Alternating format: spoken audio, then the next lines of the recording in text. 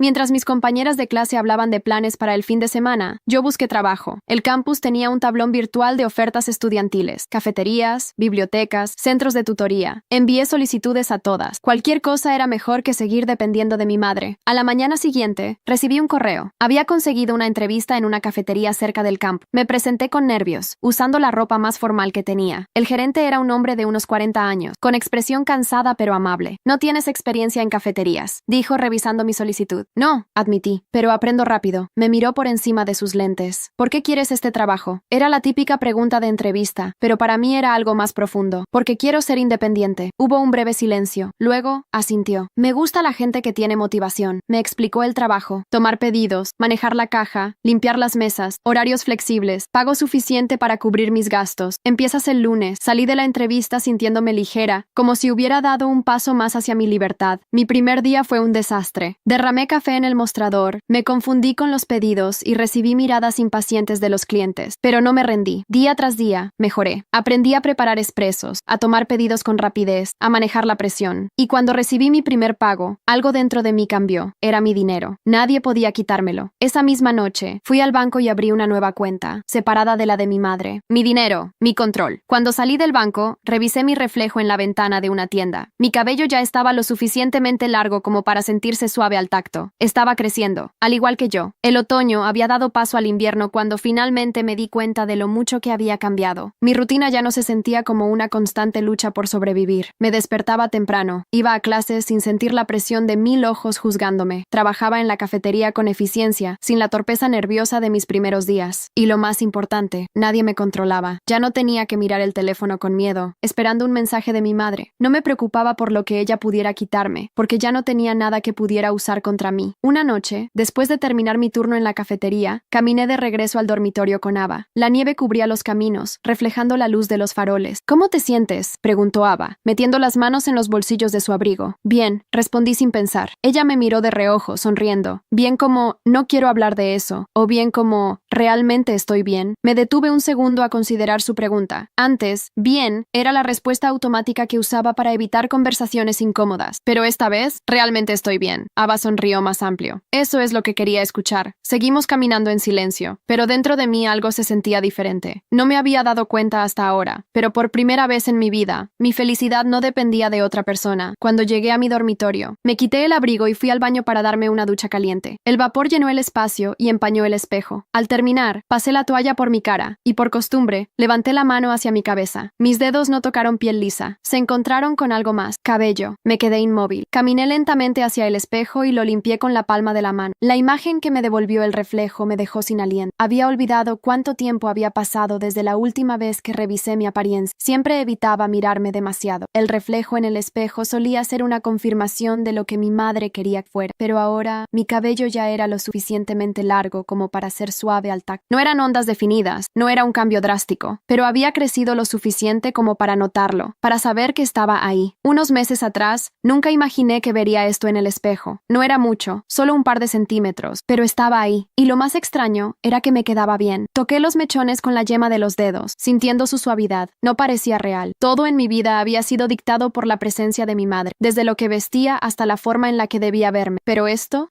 era completamente mío. Me senté en el borde de la cama, aún en bata, con el cabello húmedo cayendo en desorden. Nunca había tenido la oportunidad de ver mi propio crecimiento. Nunca había podido imaginar cómo me vería con el tiempo. El simple hecho de dejar crecer mi cabello era un acto de rebelión, pero también era un acto de amor propio. Tomé mi teléfono y busqué en internet cómo cuidar el cabello en crecimiento. Leí artículos, vi videos, absorbí información. Quería hacerlo bien. Quería hacerlo por mí. Al día siguiente, fui con Ava a una tienda de productos para el cabello. «Esto es importante», dijo mientras caminábamos entre los pasillos. «Vas a necesitar un buen champú y crema para definir esos rizos cuando salgan». «¿Cómo sabes que serán rizos?», pregunté mirando los frascos en la estantería. Ava sonrió. «Porque el poco cabello que tienes ya se está ondulando en los extremos». Me llevé una mano a la cabeza, sorprendida. Nunca había tenido suficiente cabello como para notar su textura natural. «Bien, entonces dame recomendaciones». Ava me ayudó a elegir lo mejor para mi tipo de cabello. Cuando salimos de la tienda, el frío golpeó mi rostro, pero yo apenas lo sentí. Me detuve frente al escaparate y me miré en el reflejo de la ventana. La Chelsea de hace unos meses nunca habría imaginado este momento. La Chelsea de antes habría sentido vergüenza de estar ahí, habría sentido miedo de llamar la atención, pero la Chelsea de ahora se veía diferente, se sentía diferente. Y lo mejor de todo era que me gustaba lo que veía. El invierno dio paso a la primavera y, con ello, algo en mí también floreció. La rutina que una vez fue una lucha diaria se convirtió en parte de mi vida. Estudiaba, trabajaba en la cafetería, salía con Ava y su grupo. Por primera vez, tenía una vida normal y era completamente mía. Había días en los que aún sentía la sombra del pasado, pequeñas dudas que intentaban colarse en mi mente. ¿Realmente había escapado de mi madre? ¿O solo estaba viviendo una pausa antes de que ella regresara a reclamarme? Pero la diferencia era que ahora tenía herramientas para enfrentar esos pensamientos. El doctor Rivas me ayudó a entender algo fundamental. Mi madre ya no tenía poder sobre mí, solo lo tendría si yo se lo permitía. La primera vez que la atraparon merodeando por el campus, la dejaron ir con una advertencia. La segunda vez, intentó acercarse a mí en la cafetería, pero Ava la vio antes que yo y alertó a seguridad. Ahora, estaba claro que no iba a detenerse. La confirmación final llegó en una tarde inesperada. Estaba en la cafetería, terminando mi turno, cuando vi a un par de oficiales de seguridad en la televisión colgada en la pared. Algo en la imagen me resultó familiar. Subí el volumen y sentí un escalofrío recorrerme la espalda. Era mi madre. Las noticias informaban que había sido detenida por violar la orden de restricción por tercera vez. Respiré hondo. Parte de mí esperaba sentir miedo, pero lo único que sentí fue alivio. No porque quisiera verla sufrir, sino porque finalmente las consecuencias habían alcanzado a alguien que siempre había creído estar por encima de ellas. A la mañana siguiente, recibí un mensaje de mi padre. No pensaba en mi padre muy a menudo. Él siempre había sido un espectador en mi vida. Recordé cuando era niña y me aferraba a su brazo, suplicando que me defendiera.